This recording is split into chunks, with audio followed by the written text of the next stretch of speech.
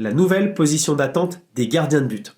C'est quoi la position d'attente? C'est la position dans laquelle le gardien est prêt à réagir à une frappe.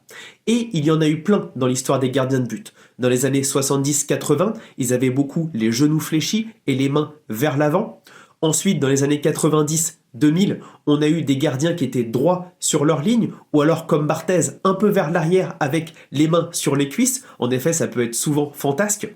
Ou encore Lloris, qui était prêt à réagir avec beaucoup de tonicité dans les jambes.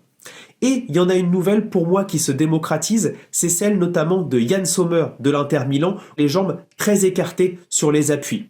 En effet, ils sont à largeur d'épaule, voire même plus loin que leurs épaules, et surtout, ils ont des appuis forts, puis pour réagir à la frappe.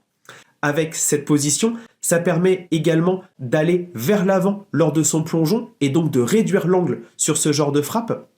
Cependant, le désavantage, c'est que, évidemment, on a les jambes beaucoup plus écartées, et donc on prend souvent la balle entre les jambes, et donc il faut donc maîtriser la croix, avec notamment les jambes qui se rapprochent très vite avec le genou au sol. Contrairement par exemple à Hugo Lloris, il y a une dizaine d'années, qui sur un entraînement des Bleus avait notamment sur ses appuis tout d'abord des appuis très rapprochés, puis ensuite se mettait sur les côtés pour pouvoir plonger à gauche ou à droite, et bien ici on a des appuis toujours prêts à bondir. Et c'est notamment la clé de ce genre de position d'attente, c'est de tout le temps être dans le rythme de l'action pour pouvoir bondir au moment de la frappe.